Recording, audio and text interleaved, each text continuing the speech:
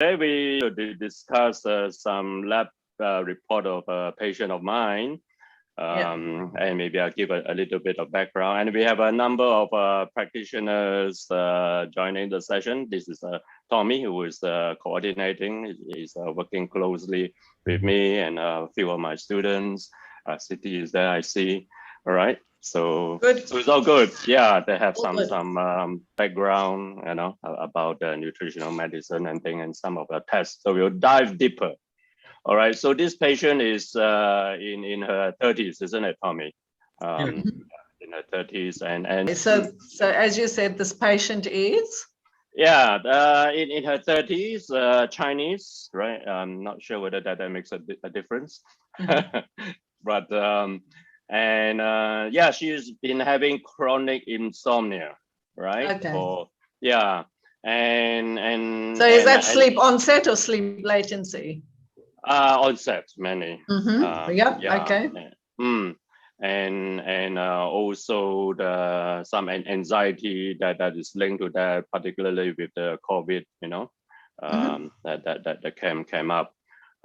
So she has ordered this range of tests. We have the neurotransmitters, the cortisol awakening response, and I believe also the methylation, isn't it, Tommy? Do we have that? Yeah. Advanced methylation. Do we have the fiber or not? I have only the advanced neurotransmitter, the cortisol awakening response, and also the hormone. Right. Hormone. Okay, not the methylation. Do we have methylation? Don't have. Okay, we have the hormone. All right. Yeah, so it might be interesting to look at the interaction between the neuro. What medication is she on? She's not on any, actually. Okay. What supplementation is she on? When we took the test, she was not on any. So as a result of the test, we did make some suggestion. Given that especially her cortisol was quite high throughout, to bring it down, and there might be link. We can look at that the link between the cortisol and the adrenal hormones, right? The noradrenaline and adrenaline. And does she have a regular period? Yes, that's not too much. And no major PMS issues? No. Okay, yeah. Good. All right. So anything else you'd like to share about her before we get her results? Mainly that. Tommy, you can check the file to see if there's anything else, but really, basically that, just insomnia issues. Right. Okay.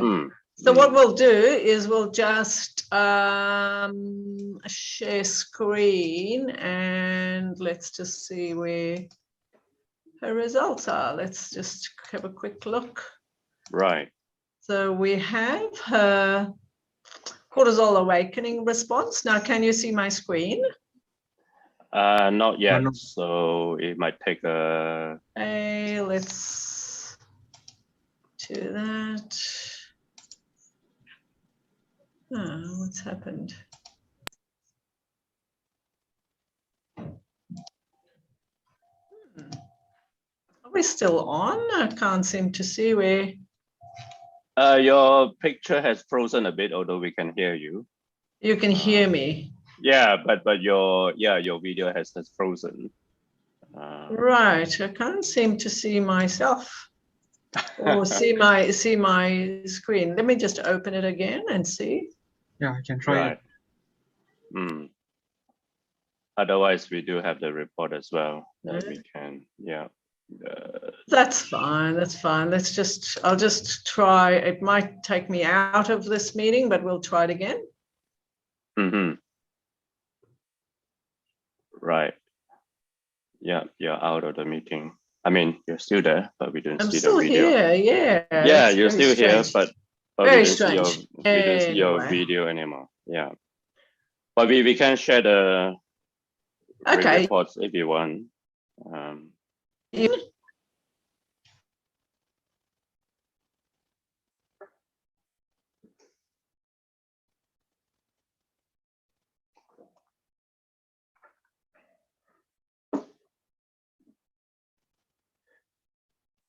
So is Vijaya one of our students, Tommy?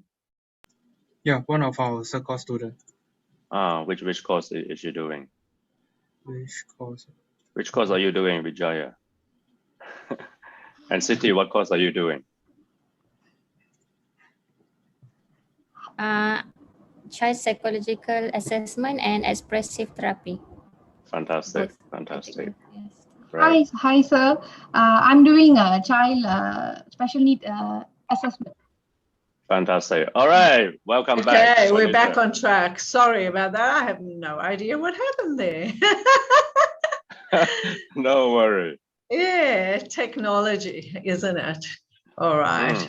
Okay. So what we'll do is we'll just have a look at some of her reports. Yes. And let's just take time.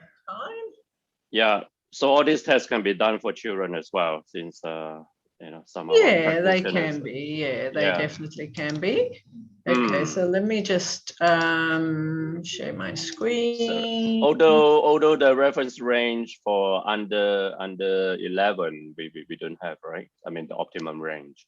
So for under 11 we just have a range. We don't have an optimum range. No. No. Yeah. That's what it is. And I'm just trying to find the cortisol awakening response. Right. There we go. Okay. All right. So now can you see my screen? Yes. Yes. You can. All right. Okay. Can, So basically with this particular cortisol awakening response, we can see that her AM super high, like the suprachiasmatic nucleus in the brain, ACTH stimulates this part of the brain that actually releases cortisol. This allows you to change from a unconscious to a semi-conscious state, and that's firstly when you're from a deep sleep you wake up. That's the SNN, which is the suprachiasmatic nucleus, and that actually is needing to you need to be actually in the green panel. So we can see that this woman has had a very restless sleep. So she's wired already in the morning.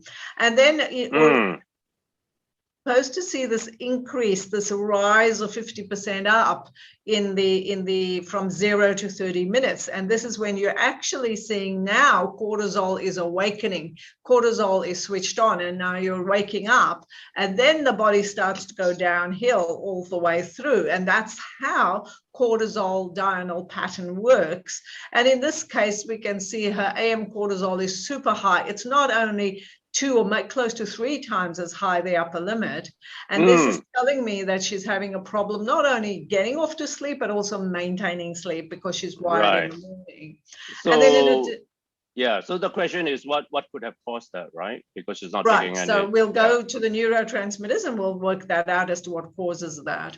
Yeah. In relation to her 30 minutes show, we need to see that nice rise of 50%. This from 0 minutes to 30 minutes, we're supposed to see a rise of 50%. Now here we can see her rise is in actual fact minus 45%.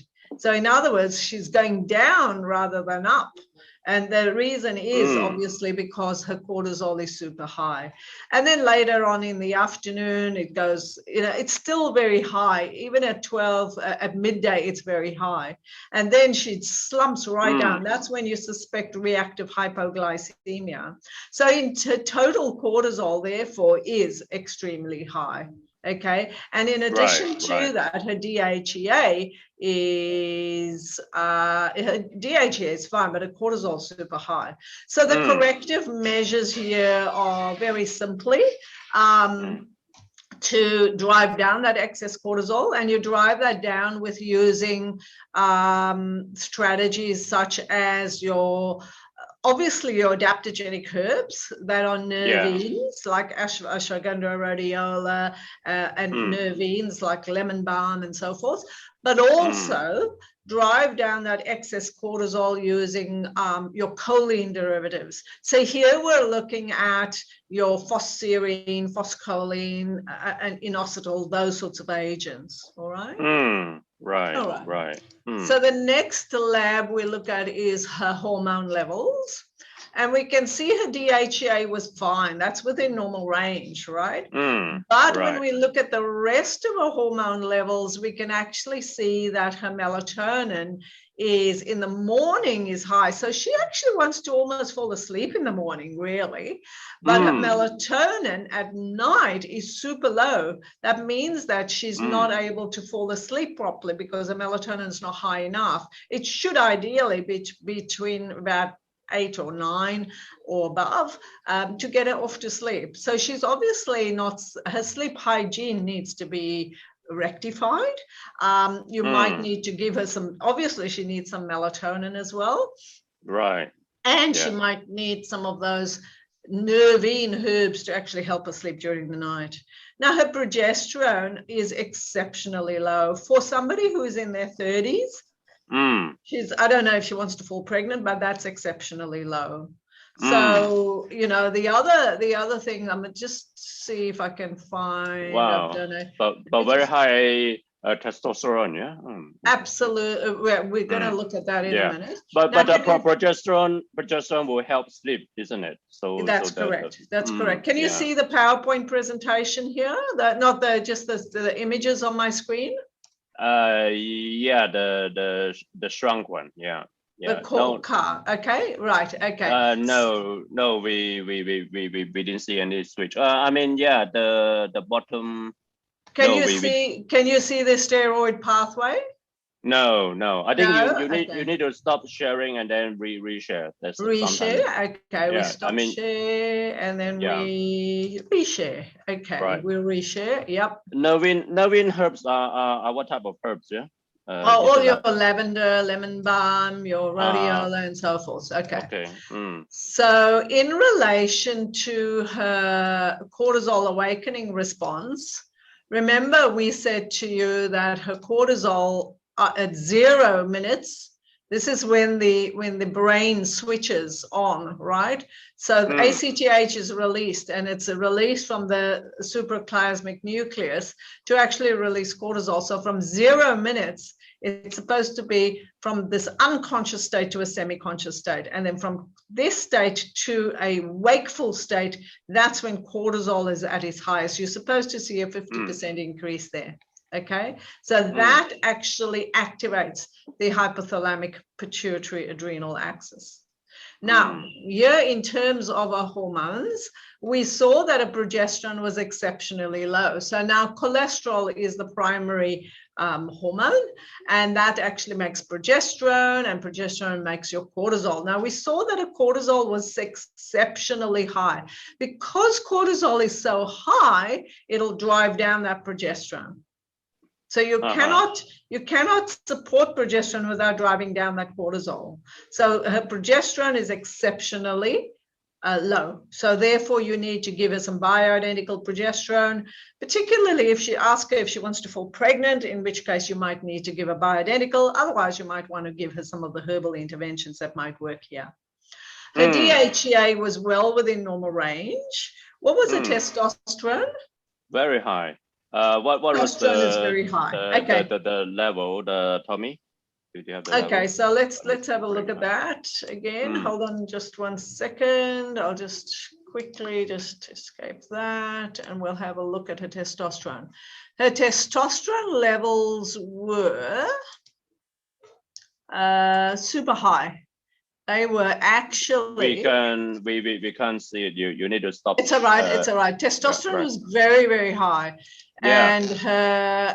But what could have accounted for that? Because normally testosterone is converted from DHEA, isn't it? I mean, her DHEA. Is okay. Normal. So when we see, you can see her results now. Yes. So her melatonin, firstly, is very, very low.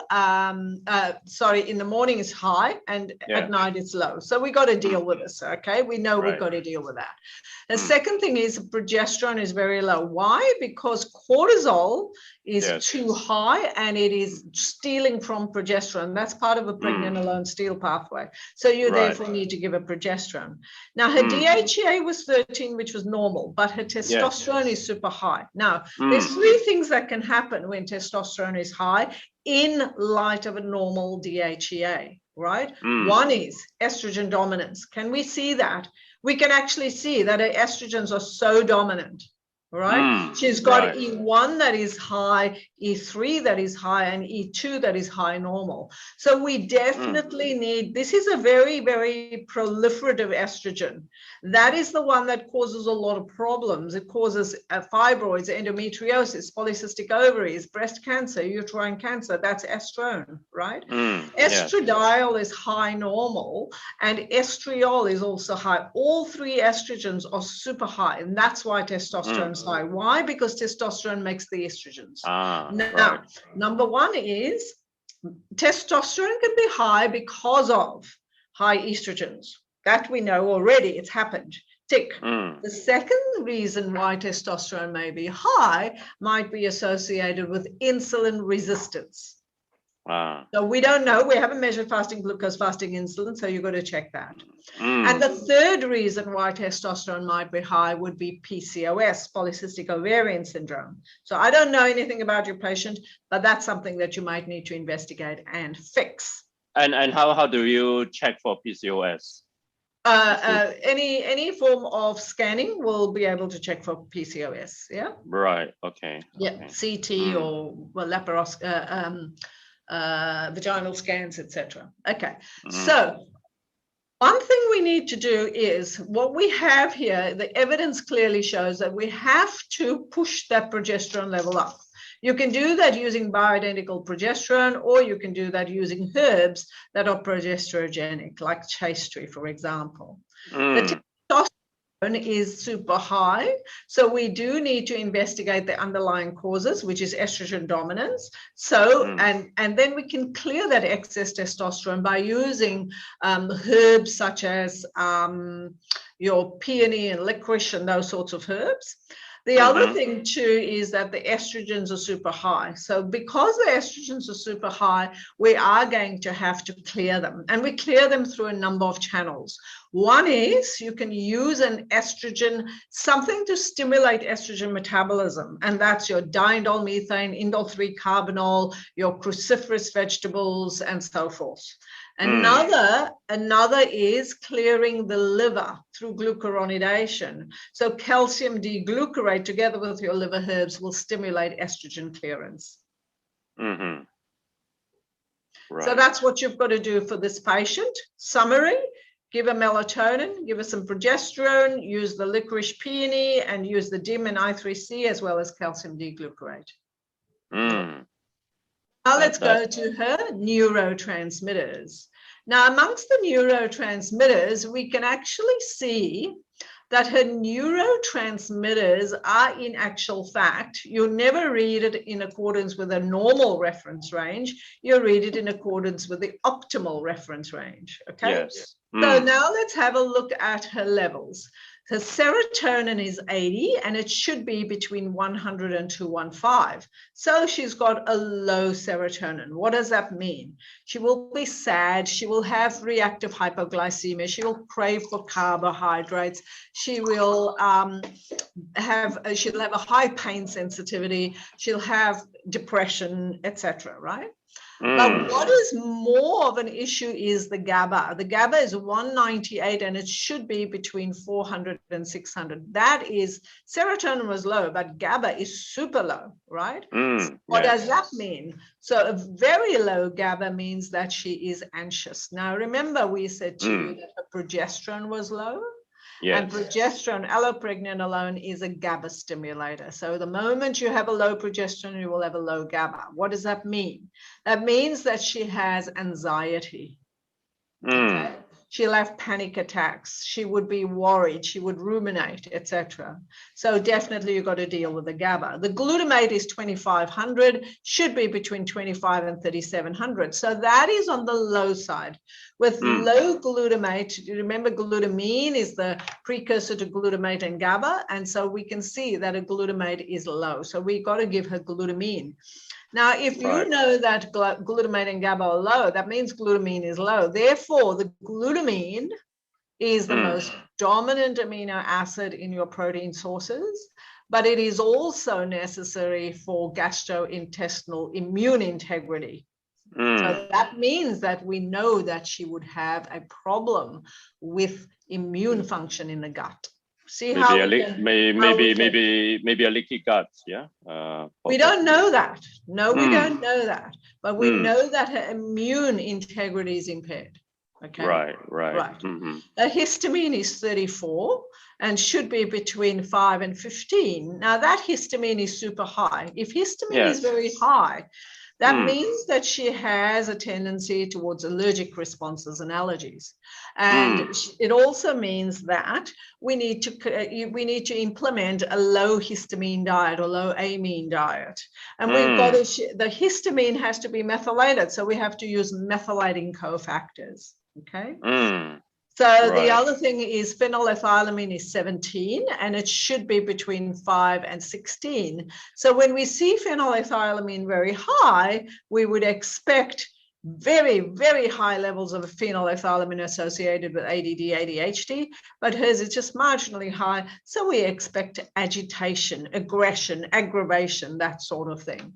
Her dopamine is 178 and it should be between 200 and 330. So dopamine is very, very low. So when we see the pathway is from dopamine to the PEA, right? So given that the PEA is very high, but the dopamine is low, how do you explain that? Is it that like the I'll explain that in a minute. And the pathway is not dopamine to phenylethylamine. It is phenylalanine to phenylethylamine and phenylalanine to tyrosine and dopamine. So we'll explain that to you in a minute. Okay, so low dopamine, what does that mean? That means that she is just low in mood, no motivation. She can't get up and go. She has she has addictive personalities or thoughts or behaviors, etc. And that's the dopamine. She's not satisfied, right? Noradrenaline is 9 and it should be between 18 and 25. So when we see a very low noradrenaline, that means that her adrenal reserve is impaired. And adrenaline is 0.6, should be between 1.4. And so we expect that's exceptionally low adrenaline. Now, when we put this into perspective, I'll just stop share and we'll reshare that one. Let's just see if I can reshare. Right. Just let me know if you can see my green, we can see the various pathways, all right? Yeah. Okay, now, what did we see when we saw that her serotonin was low, right? Serotonin was very low. That means she had that's the sadness part, right? Her melatonin was super, super low, right? Now, can you see that these ones in red are the neurotransmitters, the ones in green are the amino acids, right? And everything, these are the cofactors that will stimulate tryptophan to 5-HTP to serotonin. So your patient actually needs to take tryptophan, 5-HTP and iron and B6 to make more serotonin. Right. Now, the serotonin was low, but the melatonin was very low. So we saw here that she does not have enough methylating cofactors to convert serotonin to melatonin. So we not only need to supplement with melatonin and serotonin, but we also have to give her the iron, the vitamin B6 and methylating cofactors. And how do we explain the extremely high melatonin in the morning? because her cycle is gone out, right? Instead of her cycle being high melatonin at night and low in the morning, hers is the other way around because cortisol is driving it. Now we can also see that her dopamine. Right. I remember we said her phenylalanine is the precursor to tyrosine and dopamine.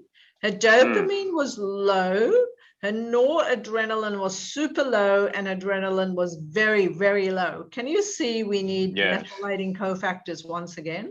The iron and the B6. So in this case, you need to give her phenylalanine, tyrosine, vitamin B6, copper, zinc, and SAMe to ensure that her dopamine, and you must give her some of the adrenal herbs as well. All right. So we can say that the precursor, which is the phenylalanine, is sufficient. In fact, too much. But then the downstream, due to the cofactors, are probably insufficient. That is correct. Now, remember you said that if PEA was high. Yes. Now, when PEA is high, it needs the vitamin B6, of course, right? But it doesn't have enough methylating cofactors to actually drive the phenylethylamine down to its metabolite. So again, lack of methylation will cause that increase of phenylethylamine and a depletion of dopamine. So you can give a mucuna, you can give a tyrosine, phenylalanine, you can give all the cofactors to ensure that the dopamine is restored. You also have to give her the methylating cofactors, as well as you'll need to give her adrenal and adaptogenic herbs. So we can infer her MAO and her POM are probably down-regulated. Exactly. Right? Exactly. Right. Yeah. Now, we also said to you that her glutamate was low and her GABA was low. So glutamine is the precursor to glutamate and GABA. So you'll need to give us some glutamine together with magnesium and manganese to ensure that the glutamate is converting to GABA. And you must give us some GABA as well. All right, L-theanine, GABA, those sorts of things. Right? Now, in addition to that, we also saw that her histamine was super high. Right? Yes. So we therefore, again, another clue. There's so many clues that SAMe is deficient. So you therefore would give her SAMe in order to drive that histamine to its metabolites. So that's the reason why you would give her the SAMe. And could it be also the DAO, the DAO that is insufficient? It could be, but it's unlikely to be because of the fact that SAMe is more deficient than the other. SAMe is more deficient than the DAO. We haven't measured DAO, so we can actually identify it and address it accordingly. Okay. So that is the HMMT, right? The HNMT, which is histamine and methyltransferase, is the methylation pathway. Right. So the DAO would diamine oxidase is the other pathway of histamine metabolism. Yes. So they're both. So we can check that out. So in summary, we see that this patient has CAR upregulation. So we have to give this patient the choline derivatives as well as herbs that are adaptogenic. Secondly, from a hormonal perspective, her melatonin was low, so we'll need to give her some melatonin. And we also have to, she's not only got sleep onset, but she's got sleep maintenance issues. So we therefore have to give her something that will actually help her, what should we call it? It's the not only the melatonin, but we also have to give the precursors of the melatonin and the tryptophan that are nervines, the nervine calming agents, right? So if you give a GABA and L-theanine, she'll start to sleep better. Right. Progesterone was low, so we need to give her some progesterone. Her estrogens were high, so we need to give her D-menithyl. So restoring the progesterone would drive down the cortisol, you think? To a certain extent, yes, it will. Okay. Yeah, not on its own. To a certain extent, it will. Yeah. The testosterone's high, so you might need to investigate whether she's got insulin resistance or she has PCOS. And then you can also use your licorice and peony, and there's a few other herbs that you can also use to drive down that excess testosterone. Then finally, as far as the neurotransmitters are concerned, that just puts it all together. And we can see that her insomnia is associated not only with low serotonin, which is melatonin, but most definitely the GABA.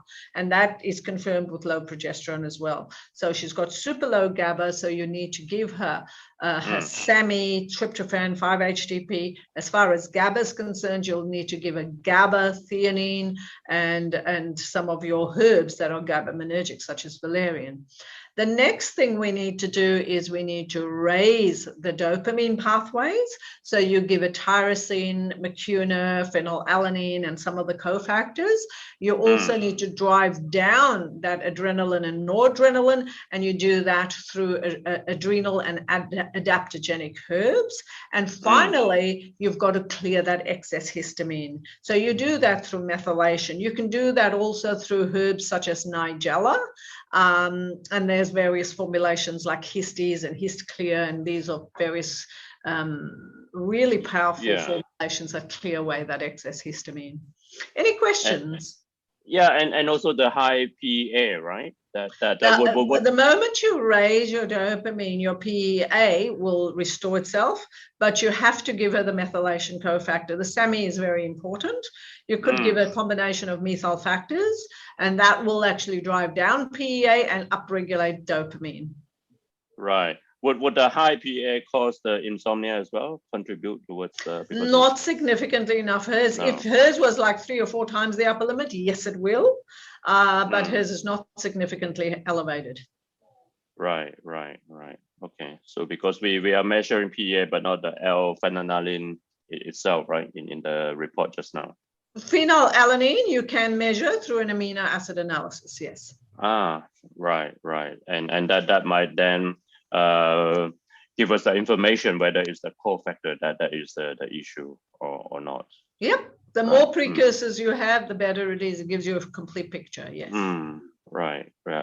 So the further tests that might be useful would be the DAO and maybe some IgG test to see whether there is allergic food allergic reactions. Right. Yeah, so you haven't expressed anything about a gut function, so I can't comment on it. But based on your clinical picture, you might establish if there's a gut issue or diet-associated issue as well. Yes. Fantastic. So, guys, any question, Tommy? No. Understood. Yeah. About the rest of our practitioners and students, any question? But that is marvelous, Vanita, to put, and that's why we bring up this case, because of the several reports that interrelated, help us to see a bigger picture. I think that was very, very useful, and will give us a much better strategy. Yeah, we will go and study that. If you can send us some of those pathway, that'll be great. Well, we will be releasing a very new test, which is the Neurotransmitter Advanced. It's an updated form, and you'll be receiving that shortly. So keep a lookout for it. Yeah, we already webinar. We already see in our report that there are a lot more amino acids being that is correct. A lot more amino acids, and we've just done a webinar on that area. It's got all the pathways, everything discussed in there, so you will hear my voice once again. Yes, great. Yes, but it's in that webinar. Yeah. Okay. Well, then thank you so much, and pleasure. Pleasure. So, have a nice day, and we'll reconnect. Good. See you then. Bye-bye. See you then. Bye-bye. Bye. Thanks.